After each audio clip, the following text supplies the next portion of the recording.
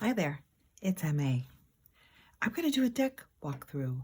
I do not usually do this, but I backed a Kickstarter and I just wanted to talk about it. It arrived yesterday when I got home from work and I could barely contain myself. I was just so happy. So the deck is the Tarot Ultraviolet. It's a Kickstarter from a Canadian creator who goes by La Violette on Instagram and uses YL pronouns, which I would say is the equivalent of they, she in American English for non-binary pronouns. So the deck has arrived with this lovely little thank you card.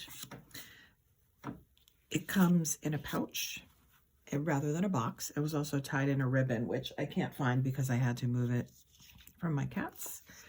They sent a sticker, and these are some little cutouts, maybe from prototypes or, defective copies of the decks, little star cutouts. I'm going to say something about me and French. So I grew up in a kind of the tail end of a bilingual community in the US. I may have talked about this before, I don't remember. I grew up in an old factory town in Rhode Island. There was a very large Canadian, Quebecois, French-speaking community. Their French was very peculiar and very distinct to the region. Some of it was a couple of generations removed from Quebec or, filtered through various rural parts of Canada. So it was a little strange, very mixed with English, and not the French of literature and culture, but that of farmers and working people and church. And yeah, so it's just a little different. So if I start to pronounce the names of things, please don't think I'm being strange. Anyway, in the French culture that I grew up in, these little things, we would have called them bidou, les bidou. Like, that just means like little things, like almost like dust bags. I don't know if any other French-speaking areas would use that term, but we grew up, like if you saw dust specks floating in the air, you might call them, oh, bidou, little bidou. So anyway, let's get to the deck. And I also want to say something about Kickstarter. So I haven't really been backing Kickstarters. And I think many of us now, because I think there were 11,000 backers, the literary tarot debacle with the shipping and the 2 years. Now, I knew and understood and went into that deck knowing that the cards weren't completed and it would take a long time. But that one was, that campaign was so slick and so wonderful. And I don't have the deck yet, but I will soon. And I'm not really too chuffed about it. But this is a case where this is a creator that didn't have any information on Kickstarter, but somehow it just felt right to me. And I don't know if that makes any sense, but I will say I also did my detective work. So the Kickstarter information is only in French. And I will say I respect someone for just putting something out there and said, I felt there was a need for an inclusive deck in French, and so I'm putting it out there in French, and if anybody else wants it, that's great, but you're going to have to either read French or go look it up. And let's face it, we're all holding supercomputers in our hands if we're watching this. So but yeah, I kind of respected that. And I don't even know if there was a link to their Instagram, but I went and found it where I could see the cards as they were, the cards that had already been created. I could see like a little discussion of some of the cards that kind of helped me decide that it was legitimate, that the person had a printer lined up. This was printed in Montreal. Amazing, like how many decks are able to use local printers or even put on the deck information who the printer was. So yeah, so that's how I went into this. As soon as I saw the cards, I was sparked to do that investigation because I was so drawn to it. So here we go. Yeah, so the creator made these stamped bags with the name of the deck. There's no box, which is fine with me. The cards are rather large. They're pretty much hand-sized to me. It's pretty much the size of the Queer Tarot, if you're familiar with that deck, but I will say the cardstock is a lot more flexible, less cardboardy. It's still a thick deck, but it doesn't feel as heavy and stiff as the Queer Tarot. There's only 2 information cards. One of them has the information about the renaming of the court cards, and the other one has a little introduction to the deck. The Tarot Ultraviolet answers a need for a deck in French that is inclusive for women and other people in a diversity, and in the LGBTQ plus spectrum, in a spirituality anchored in the cycles of nature, for the creators' communities and for themselves.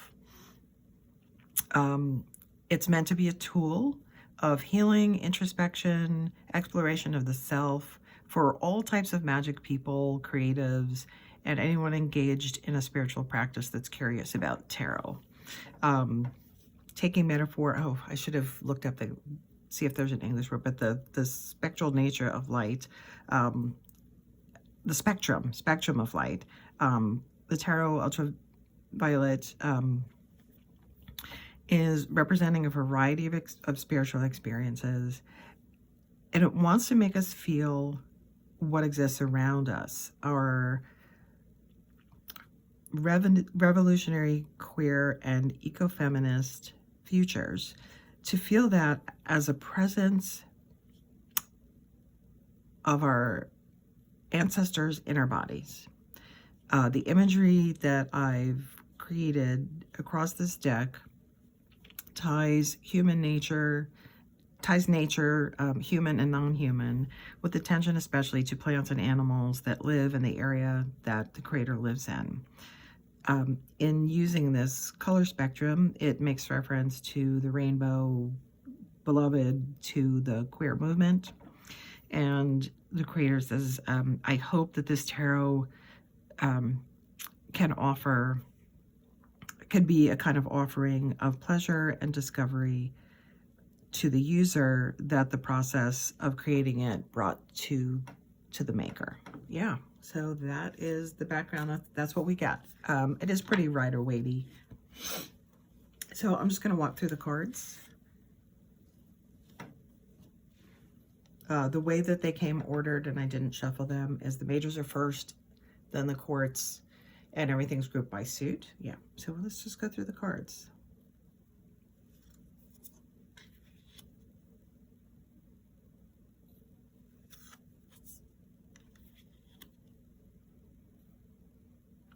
Yeah, this is interesting. Instead of the book, there's this symbology here.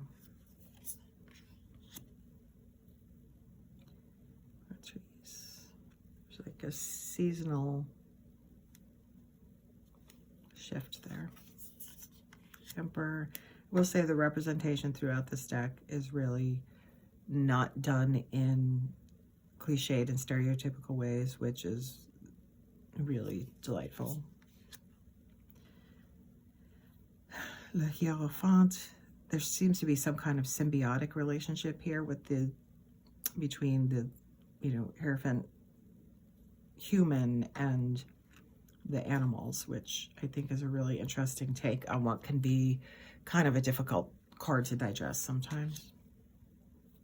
Les Amoureuses, Le Chariot, La Justice is number 8, L'Ermite, La Rue, La Force, brushing the bear's teeth. Love it. Le Pendu.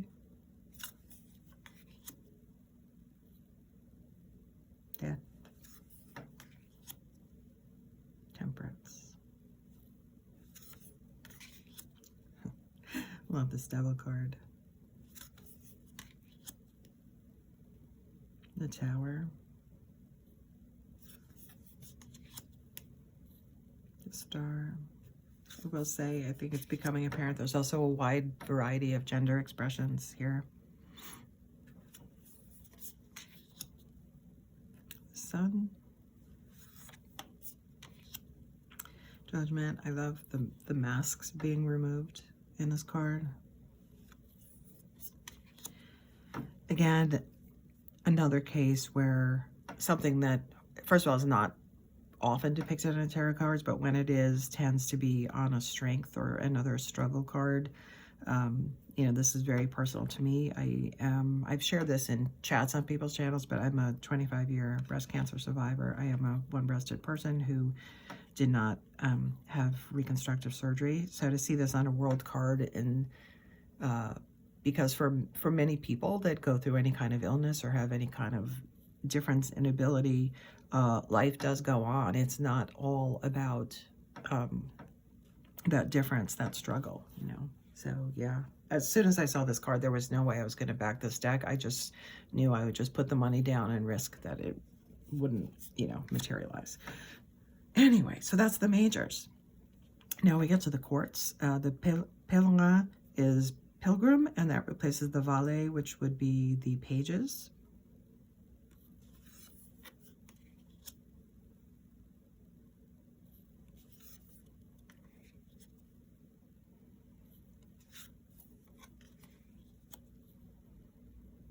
That one looks a little like Kelly Bear. Okay, Mystique replaces the queens.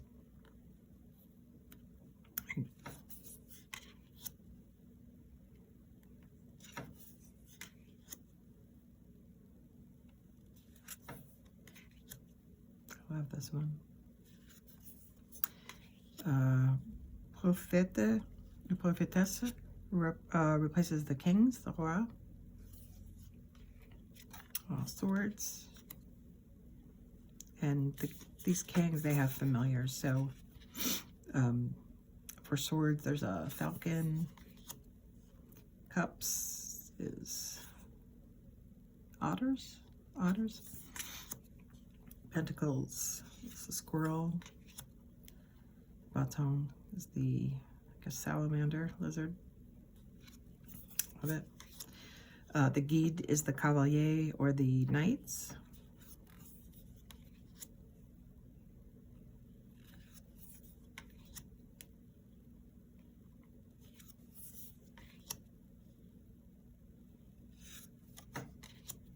Okay, so now we get to 1 through 10 minors. These don't have titles, they just have the number, and I think the aces don't have any marking on them. So Ace of Swords, Cups, Pentacles, Batons, Two of Swords, Two of Cups. Like that.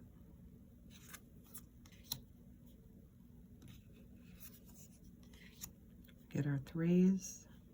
I'm not sure what's going down here with these three creepy creatures here. It's interesting.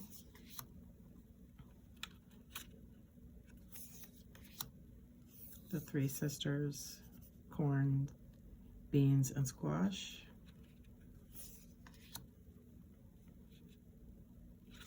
Tons. Now the fours, swords,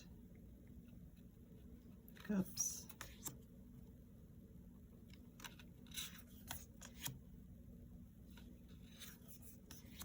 fives,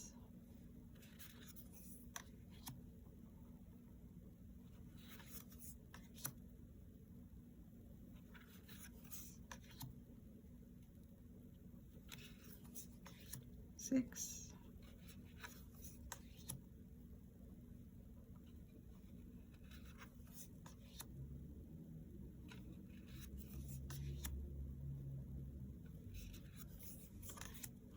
seven,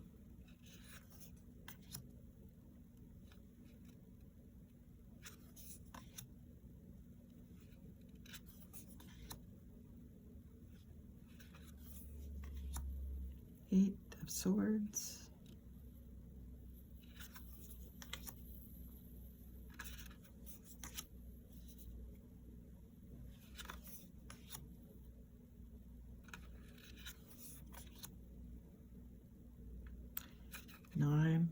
cell phone.